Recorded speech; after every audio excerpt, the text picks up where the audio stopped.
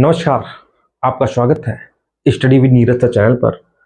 दोस्तों, मैं लाइव नहीं आ पाया, कुछ समस्याएं थी, टेक्निकल प्रॉब्लम थी, लेकिन कोई बात नहीं। ये वीडियो बहुत इंपॉर्टेंट है, आपके सिलेक्शन का वीडियो है। इससे आपको प्रश्न मिलेंगे जरूर, इसलिए आप मेहनत करके जरूर इसको देखिएगा और बहुत ही इंपॉर्टेंट वीडियो होगा। आप देखिए यूट्यूब पर, मैं आपको बता दूं, यूट्यूब पर जो है जितने भी लाइव क्लासेस होती हैं, आप लाइव क्लास को देखिए सबकी और तुलना कीजिए किसकी वीडियो आपको ज्यादा समझ में आ रही है, किसका अच्छा कंटेंट है। और देखो, बहुत सारी चीजें जो है समझने लायक होती हैं। जो भाषा आपको लिखी जा रही है वो समझ में आ रही है, हर चीज जरूरी है। इसलिए मेरे बच्चों, आप परेशान ना हो, सारा काम आपको यहां पर अच्छा मिलेगा। सिलेक्शन गारंटी है मेरे बच्चों, सिलेक्शन आपका जरूर होगा। इससे पहले आप चैनल पे नए हैं, चैनल को जरूर सब्सक्राइब कर लीजिए। चलिए आइए स्टार्ट करते हैं। क्वेश्चन संख्या 1। क्वेश्चन संख्या 1 देखिए क्या कहता है। सलजम का वाटर कोर रोग किस तत्व की कमी के कारण होता है? सलजम का वाटर कोर रोग मेरे बच्चों किस तत्व की कमी के कारण होता है? तो मैं आपको बता दूं, ये होता है मैग्नीज की कमी के कारण। किसके तत्व की कमी के कारण? मैग्नीज तत्व की कमी के कारण जो है ये सलजम का वाटर को रोग होता है। अच्छा, ठीक है। मैग्नीज, मॉलिब्डेनम, नाइट्रोजन और बोरान, इन सब की कमी से कोई ना कोई रोग होता है।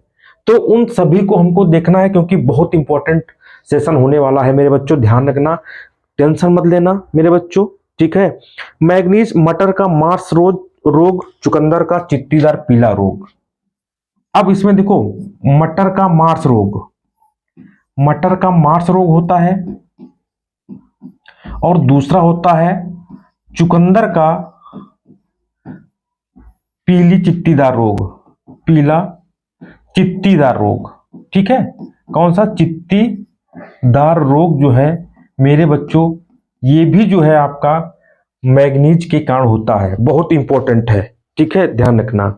वेरी मोस्ट इंपॉर्टेंट आज की जो है टॉपिक रहने वाला है। अच्छा, ठीक है। फूल गोभी में विप टेल, मॉलिब्डेनम से क्या होता है? फूल गोभी में मेरे बच्चों विप टेल रोग होता है, विप टेल, ठीक है। अच्छा, नाइट्रोजन, ये जो नाइट्रोजन है इसकी कमी से क्या होता है भाई? ब्राउनिंग, फूल गोभी का ब्राउनिंग रोग ये भी होता है, ठीक है। फूल गोभी में बाटनिंग रोग, ब्राउनिंग नहीं, फूल गोभी में बाटनिंग रोग, बाटनिंग ये होता है, ठीक है। ये भी इंपॉर्टेंट है। आपको हर एक चीज लिखना है। अगर आपको एजीटी में एग्रीकल्चर पूछी जाएगी तो जो 58 वीडियो है पत्थर की लकीर साबित होंगे मेरे बच्चों। चलिए, अब बचा है आपका बोरान, ठीक। बोरान ही बहुत मोस्ट इंपॉर्टेंट है। फूल गोभी में ब्राउनिंग, इसमें क्या होता है? फूल गोभी में मेरे बच्चों ब्राउनिंग क्रिया होती है। फूल गोभी में कौन सा रोग होता है? ब्राउनिंग, ठीक, ब्राउनिंग। और चुकंदर का होता है मेरे बच्चों, इसमें चुकंदर का एक रोग होता है जिसे बोलते हैं रेड रॉट। रेड रॉट क्या बोलते हैं मेरे बच्चों? चुकंदर का जो रोग होता है इसमें मेरे बच्चों हार्ट रॉट, सॉरी, इसको यहां से हो गए हार्ट रॉट बोलेंगे, ठीक। रेड रॉट नहीं, हार्ट रॉट, ठीक है, ध्यान रखना, हार्ट रॉट, ठीक। तो ये कुछ इंपॉर्टेंट है। मॉलिब्डेनम से फूल गोभी में विपटेल होता है, नाइट्रोजन से फूल गोभी में बटनिंग होती है, बोरान की कमी से फूल गोभी में ब्राउनिंग और चुकंदर का हार्ट रोग होता है, और मैग्नीज जो है मटर का मार्स रोग और चुकंदर का पीली चित्तीदार रोग जो है होता है। ये इसको आप बिल्कुल नोट डाउन कर लेंगे। बहुत इंपॉर्टेंट प्रश्न है मेरे बच्चों, क्वेश्चन यहां से आपको जरूर मिलेगा। चलिए, क्वेश्चन संख्या हम 2 की तरफ बढ़ते हैं। देख लीजिए क्वेश्चन संख्या मेरे बच्चों 2, ठीक। क्वेश्चन संख्या 2 की तरफ बढ़ते हैं। देख लीजिए, बहुत इंपॉर्टेंट रोग है। अभी जितने भी हमने बताया है सब इंपॉर्टेंट हमने आपको जो है बताया। अब देखिए इंपॉर्टेंट क्वेश्चन संख्या 2, क्वेश्चन संख्या 2 देखिए क्या कहता है। क्वेश्चन संख्या 2 क्या कहता है, ठीक। इससे थोड़ा एक सेकेंड, चलिए देखिए, राष्ट्रीय पौध संरक्षण प्रशिक्षण संस्थान की स्थापना कब की गई? राष्ट्रीय पौध संरक्षण प्रशिक्षण संस्थान की स्थापना मेरे बच्चों कब की गई? तो मैं आपको बता दूं, जो 1966 है। कौन सा वर्ष? 1966। 1966 में मेरे बच्चों जो है वो राष्ट्रीय पौध संरक्षण प्रशिक्षण संस्थान की स्थापना की गई थी। कहाँ? हैदराबाद में। कहाँ की गई थी? हैदराबाद में की गई थी। ठीक, इसको नोट कर लेना, इंपॉर्टेंट है। हैदराबाद में की गई थी, ध्यान रखना, वेरी मोस्ट इंपॉर्टेंट है। ठीक, इसकी राष्ट्रीय पौध संरक्षण प्रशिक्षण संस्थान की स्थापना हैदराबाद में की गई थी मेरे बच्चों, 1966 में इसकी जो है की गई थी। कीट एवं जीवाणु अधिनियम आया था 1914 में। कीट एवं जीवाणु अधिनियम आया था 1914 में। कीट एवं जीवाणु अधिनियम आया था मेरे बच्चों कब? 1914 में आया था, ध्यान रखना, 1914 में आया था। ठीक है, 1914 में, ये भी इंपॉर्टेंट है। ठीक, अब 1957 में क्या हुआ था, इसको भी देख लो।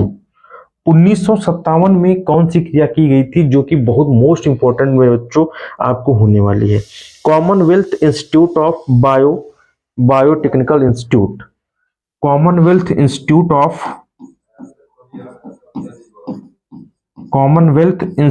ऑफ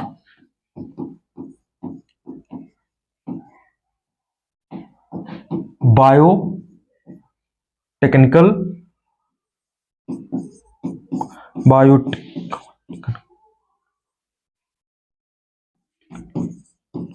ये कहाँ की गई थी? भारत में। स्थापना कहाँ की थी? भारत में। कॉमनवेल्थ इंस्टीट्यूट ऑफ बायोटेक्निकल, ठीक है, बायोटेक्निकल इंस्टीट्यूट, ठीक है, ध्यान रखना। कहाँ? बायोटेक्निकल इंस्टीट्यूट कहाँ की गई थी? भारत में की गई थी। अच्छा, ये राष्ट्रीय पौध संरक्षण से संबंधित ये आपको जो है क्वेश्चन समझ में आया होगा, वेरी मोस्ट इंपॉर्टेंट क्वेश्चन है। चलिए क्वेश्चन संख्या हम 3 की तरफ बढ़ेंगे, देख लीजिए, वेरी मोस्ट इंपॉर्टेंट है। क्वेश्चन संख्या 3 देखिए, लिखा है, क्वेश्चन देखिए, लिखा है प्रधानमंत्री फसल बीमा योजना किस वर्ष प्रारंभ हुई? प्रधानमंत्री फसल बीमा योजना किस वर्ष प्रारंभ हुई? 1985, 1999, 2007-8 या 2016? तो हम आपको बता दें, जो 2016 है, 2016 में मेरे बच्चों जो है ये प्रधानमंत्री फसल बीमा योजना का प्रारंभ वर्ष माना जाता है। 2016 प्रधानमंत्री फसल बीमा वर्ष जो है माना जाता है। व्यापक फसल बीमा योजना, व्यापक फसल बीमा योजना, ठीक है, बीमा योजना, ये मेरे बच्चों जो है ये 1985 में जो एक इंपॉर्टेंट योजना आई थी व्यापक फसल बीमा योजना, और एक 1999 में आई जो कि बहुत मोस्ट इंपॉर्टेंट है, राष्ट्रीय कृषि बीमा योजना। राष्ट्रीय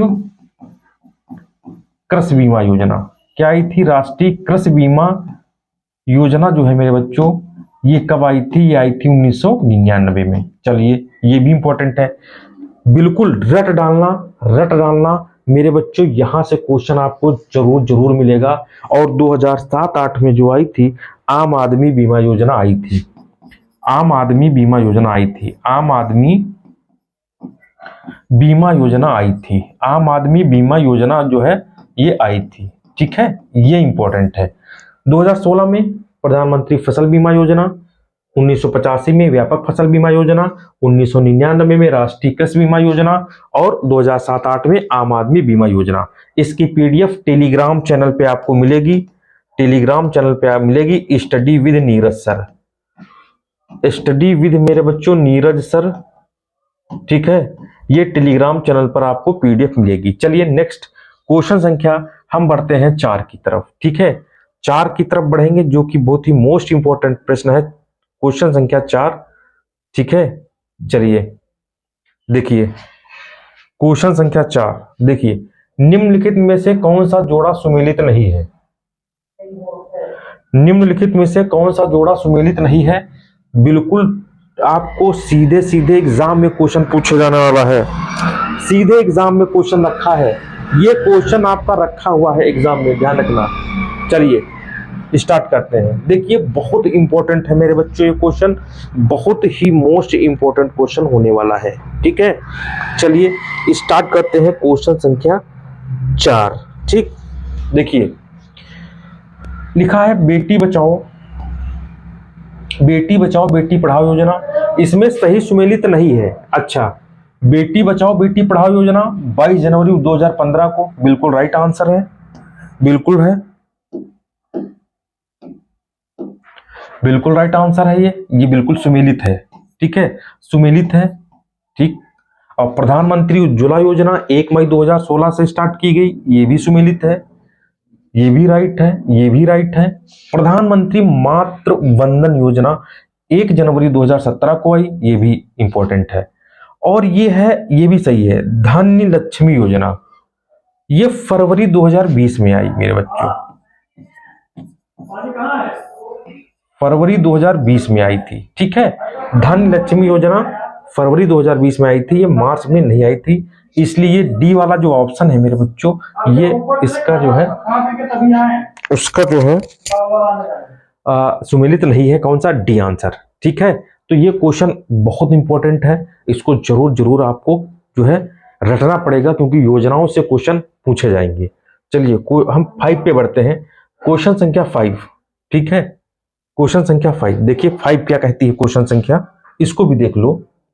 लिखा है मेरे बच्चों, ठीक है, देख लो कि किसान, एक सेकंड आ जाएगा अभी, हाँ, लिखा है किसान ऋण मोचन योजना कब प्रारंभ की गई? किसान ऋण मोचन योजना कब प्रारंभ की गई? तो 7 अप्रैल 2017 को प्रारंभ की गई, 8 अगस्त 2017 को प्रारंभ की गई, 18 जुलाई 2020 को प्रारंभ की गई, या 15 फरवरी 2021 को प्रारंभ की गई? बहुत मोस्ट इंपॉर्टेंट प्रश्न है मेरे बच्चों, इसका आंसर जो है आप लोग कमेंट बॉक्स में देंगे कि हम बताएं। चलिए मेरे बच्चों, इसका जो 5 का आंसर है मेरे बच्चों, ये सही है ए। क्या सही है? ए। 7 अप्रैल 2017 को मेरे बच्चों किसान ऋण मोचन योजना प्रारंभ की गई। अब 8 अगस्त को कौन सी योजना आई, ये भी देख लो, दीनदयाल उपाध्याय किसान समृद्धि योजना। दीन दयाल उपाध्याय किसान समृद्धि योजना। ठीक है, मतलब इस योजना का लक्ष्य क्या था? इस योजना का लक्ष्य था जो बंजर सूखी भूमि, जल भराव वाली भूमि जो है, उसको जो है मेरे बच्चों हम उपजाऊ कैसे बनाएं, इसके विषय में जो है ये एक दीनदयाल उपाध्याय किसान समृद्धि योजना स्कीम निकाली गई थी, जिससे बहुत ज्यादा जो है फायदा हुआ किसानों का। और 18 जुलाई 2020 की अगर बात करें तो नवीन छतरी योजना स्टार्ट की गई। बहुत इंपॉर्टेंट है, ये सारी उत्तर प्रदेश की योजनाएं हैं, नवीन छतरी योजना। ठीक है, अच्छा, इस योजना का लक्ष्य क्या था? इस योजना का लक्ष्य था अनुसूचित जो जातियों के लोग हैं, अनुसूचित जातियों के लोग हैं मेरे बच्चों, ठीक है, इनका सर्वांगीण विकास मेरे बच्चों, क्या सर्वांगीण विकास करना था। ठीक, ये भी इंपॉर्टेंट थी। चलिए अब एक और इंपॉर्टेंट योजना बची है मेरे बच्चों, 15 फरवरी 2021, इसका है ये अभ्युदय योजना का संबंध है, अभ्युदय योजना। अच्छा, अभ्युदय योजना मतलब इसमें जो है फ्री में कंपटीशन जो क्लास होते हैं, मतलब प्रतियोगी छात्रों के लिए कोचिंग थी, छात्रों के लिए जो है कोचिंग की व्यवस्था की गई थी। ठीक है, कोचिंग की व्यवस्था, ये 18 मंडलों में जब ये स्टार्ट की गई तो ये 18 मंडलों में सबसे पहले इसको जो है स्टार्ट की गई। ठीक, तो ये इससे संबंधित किसान ऋण मोचन योजना से संबंधित जो है 7 अप्रैल 2017 को लागू की गई, 8 अगस्त 2017 को दीनदयाल उपाध्याय किसान समृद्धि योजना, और 18 जुलाई 2020 को नवीन छतरी योजना, और 15 फरवरी 2021 को अभ्युदय योजना का निर्माण जो है मेरे बच्चों किया गया। चलिए आगे बढ़ते हैं, क्वेश्चन संख्या 6। क्वेश्चन संख्या हम 6 पे पढ़ेंगे मेरे बच्चों। क्वेश्चन संख्या 6 देखिए कितना इंपॉर्टेंट प्रश्न है। देखिए चलिए, क्वेश्चन संख्या 6 लिखा है आईसीएआर के प्रथम अध्यक्ष कौन थे। अब भैया इसका आंसर अगर आपको नहीं आएगा तो बहुत बेकार चीज है। कितना सरल है, और इसका आंसर ना है तो और ज्यादा। देखो, doctor Mohan Singh Mehta, sir Mohammad Habibullah, doctor BP Pal, या इनमें से कोई नहीं। तो मेरे बच्चों मैं आपको बता दूं, सबसे पहले आईसीआर का हम पोस्टमार्टम करेंगे, ठीक है। आईसीएआर आईसीआर की सबसे पहले अगर हम स्थापना की बात किए जाए तो 16 जुलाई 1929 को 16 जुलाई 1929 को इसकी स्थापना मेरे बच्चों 16 जुलाई 1929 को की गई थी, ठीक है, की गई थी। इसके प्रथम अध्यक्ष, इसके मेरे बच्चों प्रथम जो अध्यक्ष थे, ठीक है, वो कौन थे? वो थे मेरे बच्चों सर मोहम्मद हबीबुल्ला, ठीक है, मोहम्मद हबीबुल्ला थे, ठीक है, हबीबुल्ला, ठीक है, ध्यान रखना हबीबुल्ला इसके प्रथम अध्यक्ष थे, ठीक। इसकी स्थापना 16 जुलाई 1929 को की गई और इसके अध्यक्ष मोहम्मद हबीबुल्ला थे, इतना ध्यान रखना। 1947 में इसका नाम बदलकर भारतीय कृषि अनुसंधान परिषद कर दिया गया, ठीक। 1947 में मेरे बच्चों इसका नाम बदलकर, ठीक, इसका नाम बदल दिया गया। बदलकर क्या कर दिया गया? बदलकर क्या कर दिया गया? भारतीय कृषि अनुसंधान परिषद, भारतीय कृषि अनुसंधान परिषद कर दिया गया, ठीक है, ध्यान रखना, अनुसंधान परिषद जो है कर दिया गया, ठीक, इंपॉर्टेंट है। इसके बाद ये डॉक्टर मोहन सिंह मेहता, इनके विषय में भी हम जो है बात करेंगे, ठीक। आईसीआर के वाइस प्रेसिडेंट, हाँ, आईसीआर के जो वाइस प्रेसिडेंट, आईसीएआर के जो वाइस प्रेसिडेंट है, वाइस प्रेसिडेंट कौन थे? वो थे डॉक्टर बीपी पाल। कौन थे? डॉक्टर बीपी पाल थे। अच्छा, इंपॉर्टेंट है, ठीक। तो अब हम बात करेंगे डॉक्टर मोहन सिंह मेहता कौन थे। डॉक्टर मोहन सिंह मेहता कौन थे, इसके विषय में जो है मैं आपको बता दूं, बहुत इंपॉर्टेंट है, ठीक है। 1973 में जो है 1973 में एक समिति गठित की गई थी।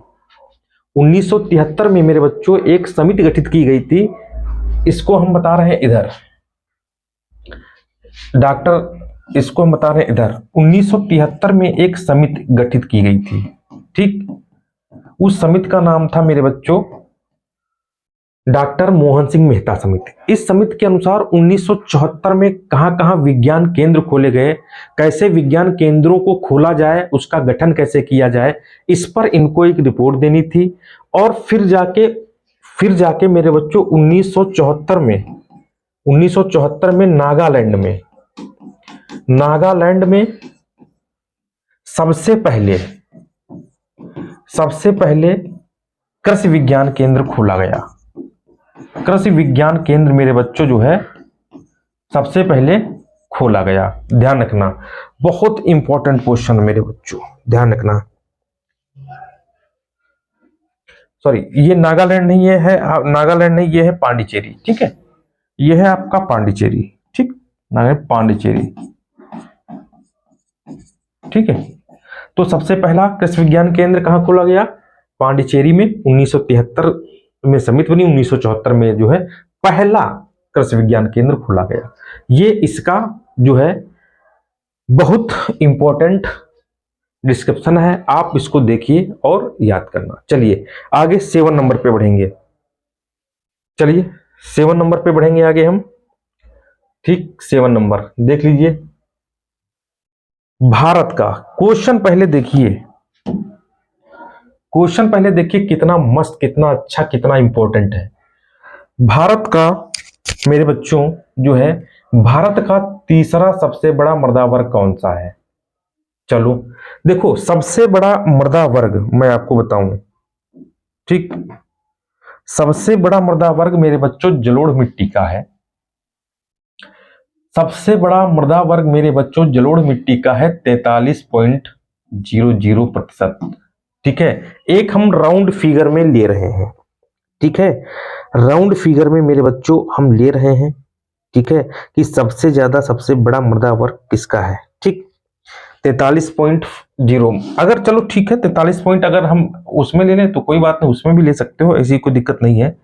43.4%। ठीक, ये सबसे बड़ा मृदा वर्ग है। अच्छा, इसमें क्या पूछा गया है, तीसरा सबसे बड़ा मृदा वर्ग कौन सा है, तो मैं आपको बता दूं।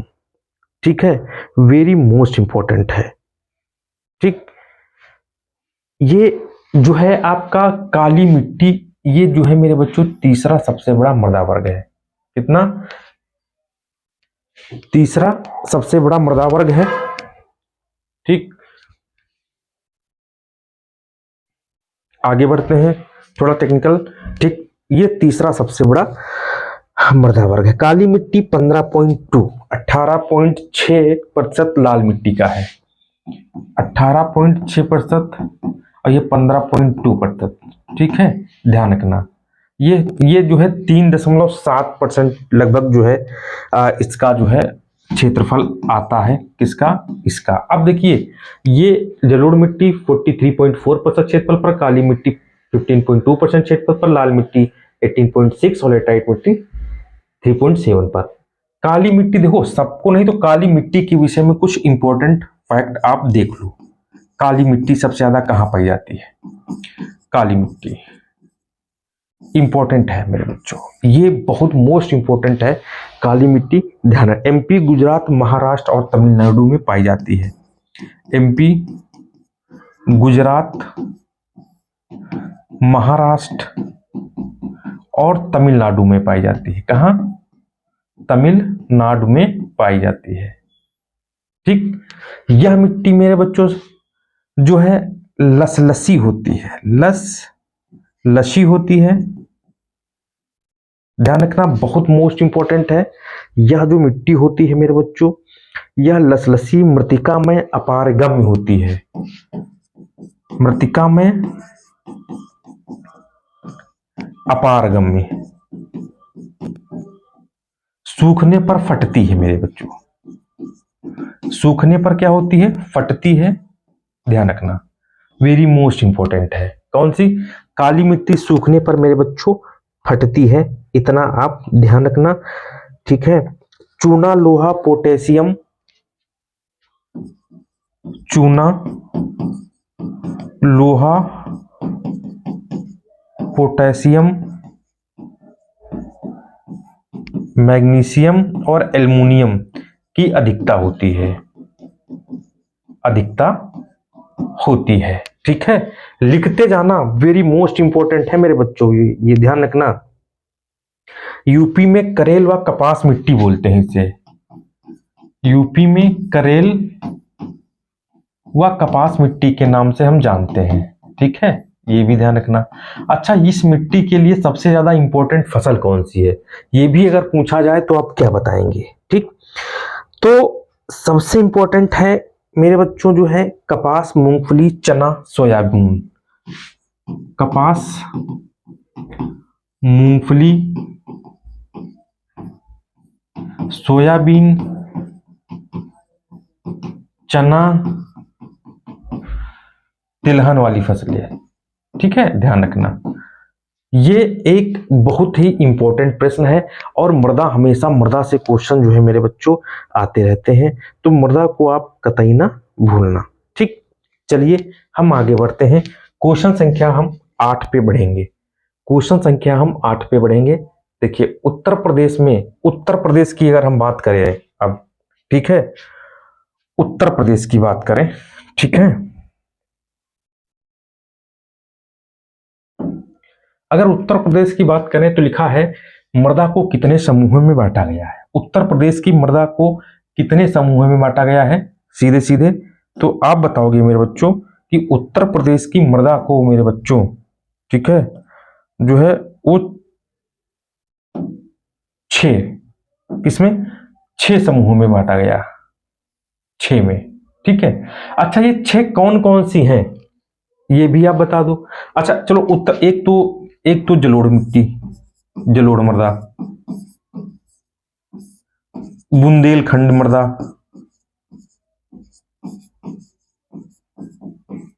भाबर मृदा, भाबर मृदा, ये सब मृदाएं हैं। ठीक है, ध्यान रखना, इसको मृदा लगा लेना। अरावली मृदा, कौन सी मेरे बच्चों? अरावली मृदा। ठीक, ध्यान रखना। चलिए पांचवी की हम अगर बात करेंगे मेरे बच्चों, विंध्याचल मृदा और तराई मृदा।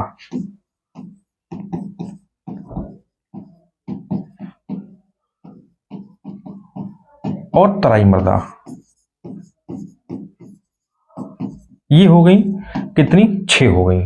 ठीक है, इतना आप ध्यान रखना। चलिए क्वेश्चन संख्या हम बढ़ेंगे 9 की तरफ। क्वेश्चन संख्या 9 की तरफ देख लीजिए, कितना बढ़िया प्रश्न। देखिए क्वेश्चन पहले देखिए, लिखा है कंडुआ रोग कौन सी फसल का है? कंडुआ रोग। अच्छा, तो कंडुआ जो रोग है वो मेरे बच्चों बाजरा का है, बाजरा। ठीक है, ये बाजरा और ये ज्वार दोनों में मेरे बच्चों जो है कंडुआ जो है पाया जाता है। ठीक है,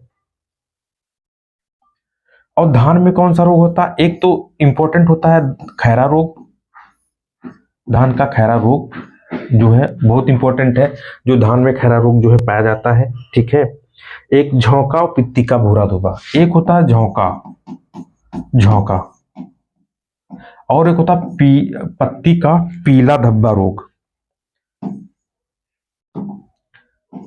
पत्ती का पीला धब्बा रोग। ठीक है, चलिए। अच्छा, मूंगफली का एक होता है टिक्का रोग, ये भी ध्यान रखना, टिक्का रोग। अरहर, अरहर, अरहर का उकठा, आपको उकठा रोग जो है पता होगा, उकठा, उकठा, उकठा रोग। ठीक है, और एक होता बंझा रोग। ठीक, तो ये कुछ प्रमुख रोग हैं। ठीक है, इसको आप जरूर देखिएगा। क्वेश्चन संख्या हम आएंगे 10 की तरफ, वेरी मोस्ट इंपॉर्टेंट क्वेश्चन संख्या 10। देखिए लिखा है काशी लालिमा मेरे बच्चों, काशी लालिमा किस फसल की प्रजाति है? काशी लालिमा किस फसल की प्रजाति है? ठीक है, तो मैं आपको बता दूं, ये भिंडी की प्रजाति है। किसकी मेरे बच्चों? ये भिंडी की प्रजाति है। काशी लालिमा मेरे बच्चों जो है ये भिंडी की प्रजाति है। पूषा संबंध और पूषा मुक्ता,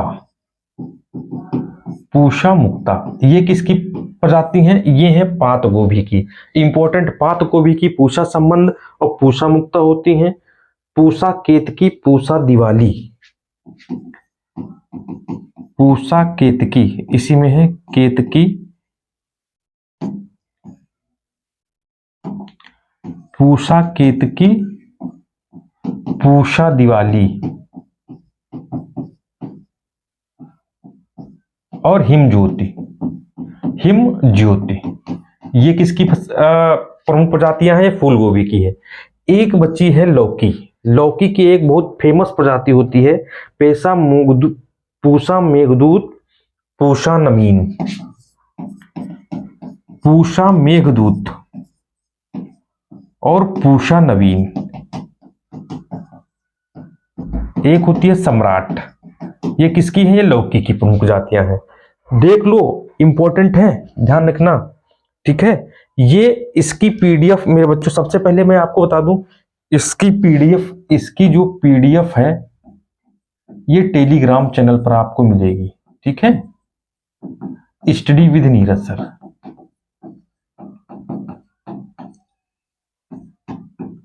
ठीक है, और एक चीज और हम बता दें, जो बच्चे ऐप पर जो है कोर्स ले रहे हैं, कृपया करके वो हमारे व्हाट्सएप पे जो है अपना नंबर जरूर शेयर कर दें, जिससे हम उनको जो है पेड ग्रुप में जोड़ सकें और जो मटेरियल देना है आपको जो है प्रोवाइड करते रहें, पीडीएफ वगैरह, ठीक है, वो आप तक पहुंचे।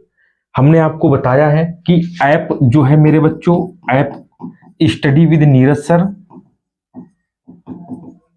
स्टडी विद नीरज सर, इस ऐप को डाउनलोड करिए, ठीक है। और विजय पथ बैच नंबर विजय पथ 2.0 ये अभी लॉन्च किया गया है। कल 12 बजे तक,